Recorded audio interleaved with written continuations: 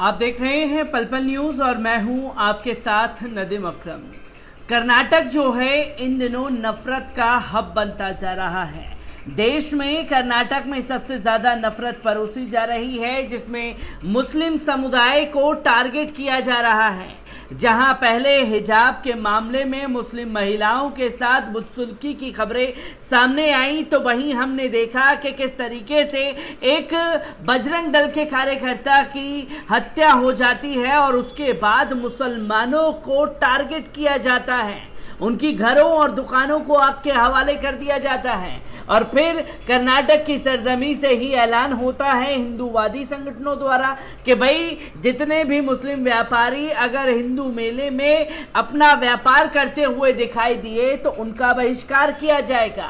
और इससे एक कदम आगे निकलते हुए कर्नाटक में मांस की दुकानों पर बैन लगना चाहिए। हलाल मीट को लेकर के तमाम ज्ञान जो है बजरंग दल के कार्यकर्ताओं द्वारा परोसे जा रहे हैं, पर अब ये नफरत की आग इस हद तक आगे बढ़ चुकी है कि मस्जिदों के सामने तेज आवाज में डीजे बजाए जा रहे हैं।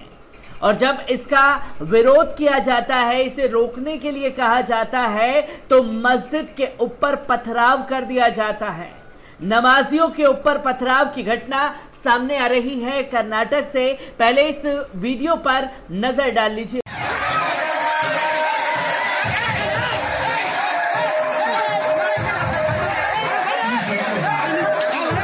तो दोस्तों, आपने देखा कि कर्नाटक में जहां डीजे बजाया जा रहा था मस्जिद के गेट के आगे, उस दौरान जो है रमजान के पाक महीने में नमाजी नमाज अदा कर रहे थे। एक शख्स बाहर आया और उसने बस इतना कहा कि आप अभी आवाज बंद कर लीजिए, नमाज का समय हो रखा है। इतनी सी बात और फिर मस्जिद के ऊपर पथराव करना शुरू कर दिया जाता है। नमाजियों के ऊपर पत्थर बरसाए जाते हैं, जिसका जीता जागता वीडियो आपने देखा, जिसमें 2 मुस्लिम जो हैं घायल हो गए हैं। और लगातार उकसाने की कोशिश हिंदूवादी संगठनों द्वारा मुसलमानों को जारी है, जिसकी जीती जागती तस्वीर करौली से सामने आई तो करौली के बाद कर्नाटक से सामने आ रही है। पूरा मामला क्या है, एक बार इस रिपोर्ट पर नजर डालते हैं। आपको बता दें कि कर्नाटक में दंगे की एक अन्य घटना में याराडोना गांव में उगादी समारोह के दौरान तीखी बहस के बाद रविवार को हिंदुओं और मुसलमानों के बीच झड़पें देखने को मिली। मस्जिद के पास लाउड स्पीकर पर डीजे गाने बजाए जाने को लेकर समूह के बीच झड़प हो गई। गांव में जामिया मस्जिद के पास समूहों ने एक दूसरे पर पथराव किया, जिसका वीडियो सोशल मीडिया पर सामने आया है। स्थानीय मीडिया ने बताया कि झड़प में कम से कम 2 मुसलमान घायल हुए हैं। मस्जिद पर हमले की खबरें भी सामने आई हैं। हिंदुस्तान टाइम्स की एक रिपोर्ट के अनुसार हालांकि अभी तक निवासियों द्वारा कोई शिकायत दर्ज नहीं की गई है। रायचूर पुलिस ने झड़प के बाद कम से कम 40 अज्ञात लोगों के खिलाफ मामला दर्ज कर लिया है। झड़पों के बाद साइड से सामने आए वीडियो में एक पुलिस अधिकारी को यह कहते हुए सुना जा सकता है कि मस्जिद के पास समारोह की अनुमति नहीं दी गई थी। ये रविवार को सुबह करीब 9:30 बजे हुआ, लेकिन कोई भी शिकायत दर्ज करने को तैयार नहीं है। हिंदुस्तान के रायचूर के एक पुलिस अधिकारी के हवाले से कहा गया है, पुलिस ने कहा है कि एसपी पुलिस अधीक्षक की क्षेत्र के लोगों के साथ बैठक के बावजूद कोई भी शिकायत दर्ज कराने के लिए आगे नहीं आया है। आपराधिक प्रक्रिया संहिता सीआरपीसी की धारा 107 अन्य मामलों में शांति बनाए रखने के लिए सुरक्षा और 151 को मामले में लागू किया गया है, जिससे पुलिस को आगे की जांच के लिए लोगों को हिरासत में लेने और गिरफ्तारी करने की अनुमति मिल जाएगी। तो आप देख सकते हैं कि एक तरफ मुसलमानों को बार बार उकसाने की कोशिश की जाती है, जहां मुसलमानों की मस्जिदों पर हमले हो रहे हैं, मुसलमानों के घरों और दुकानों को आग के हवाले किया जा रहा है। और मुस्लिम जो हैं इतना डरे हुए हैं कि आगे आकर के रिपोर्ट भी नहीं लिखा पा रहे हैं, क्योंकि मालूम है कि पुलिस प्रशासन उन्हीं को दंगे में फंसा करके जेल की सलाखों के पीछे डाल देगा। ये खौफ और भय का माहौल हिंदुत्व के राज में बनाने की कोशिश की जा रही है। जहां कर्नाटक में एक हिंदू मुस्लिम झड़प देखने को मिली, इससे कुछ दिन पहले ही रमजान के महीने की शुरुआत से पहले करौली में यह घटना देखने को मिली थी। इससे पहले आपको बता दें कि एक और हिंदू मेले के दौरान व्यापारियों पर प्रतिबंध लगाने का ऐलान करने वाले पोस्टर कर्नाटक में इस बार राज्य के चिक्कामंगलूर जिले में देखे गए हैं, जहां बढ़ते सांप्रदायिक तनाव के बीच जिले के अल्दूर गांव में 12 दिवसीय धार्मिक उत्सव के दौरान मुसलमानों के आर्थिक बहिष्कार का ऐलान किया गया है। अपनी तरह की पहली घटना शिवमोगा में हुई, जिससे पहले कुछ महीनों में बड़ी संख्या में मुस्लिम विरोधी अत्याचार हुए।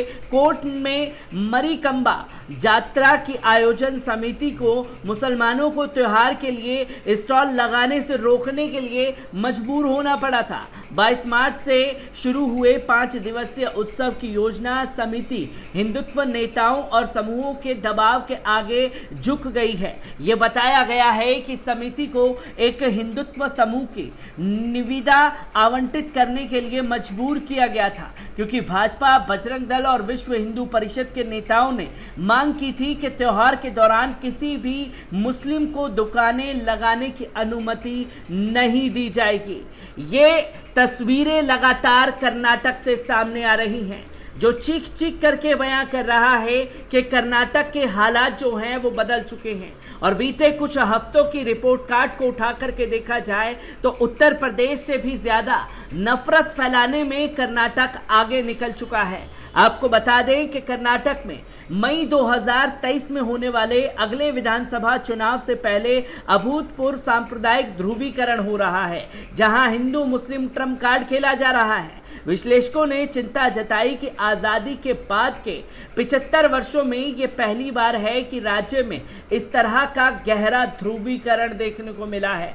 75 साल में पहली बार ऐसा हो रहा है। पहले गौ हत्या पर प्रतिबंध, फिर धर्मांतरण विरोधी बिल, बाद में हिजाब विवाद, तब ये बजरंग दल के कार्यकर्ता हर्ष की हत्या थी, और उसके बाद भगवत गीता को स्कूल के पाठ्यक्रम में शामिल करने का प्रस्ताव, परीक्षा कक्ष में मुस्लिम महिलाओं, मुस्लिम छात्रों को हिजाब पहनने की अनुमति नहीं देकर हिजाब के फैसले को सख्ती से लागू करना, उगादी उत्सव को धर्मांतरित करना के रूप में मनाने की घोषणा करना, हिजाब पहनने पर हाईकोर्ट के फैसले के विरोध में हिंदू धार्मिक मेलों और मंदिरों में मुस्लिम व्यापारियों का बाइकॉट, राज्य में बहुसंख्यक हिंदू वोटों के ध्रुवीकरण के लिए इन उपायों पर सत्तारूढ़ भाजपा द्वारा कई समर्थक घोषणाएं भी की गई हैं। कला संकाय के डीन और मैसूर विश्वविद्यालय के राजनीतिक विज्ञान और लोक प्रशासन के अध्यक्ष प्रोफेसर मुजफ्फर अजदी ने बताया कि कर्नाटक तेजी से बदल रहा है, लेकिन अभी तक पूरी तरह से नहीं बदला है। लिंगायत और वोकालिग्गा के रूप में राज्य की राजनीति में जातिगत पहचान का वर्चस्व रहा है, लेकिन हिंदुत्व को कभी भी पैर पसारने का कर्नाटक में मौका नहीं मिला।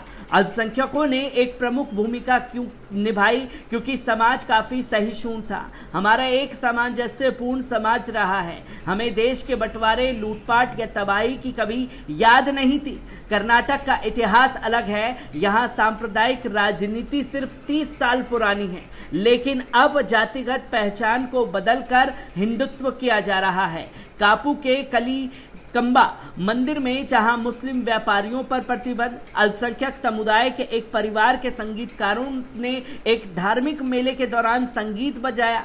कई मंदिरों में सुबह और शाम मुसलमानों द्वारा ढोल की थाप बजाई जाती है। उन्होंने कहा कि अनंत काल तक अभी भी मजबूत है, लेकिन साथ ही सांप्रदायिक संघर्ष की बयानबाजी भी सामने आ रही है। ये कर्नाटक का इतिहास भी आप लोगों के सामने रखा, क्योंकि 75 साल में पहली बार कर्नाटक में इस तरह की स्थिति देखने को मिली है, जहां लगातार हिंदू मुस्लिम की राजनीति चरम पर है और देश और दुनिया जानती है कि हिंदू मुस्लिम की राजनीति करा करके कौन सी राजनीतिक पार्टी का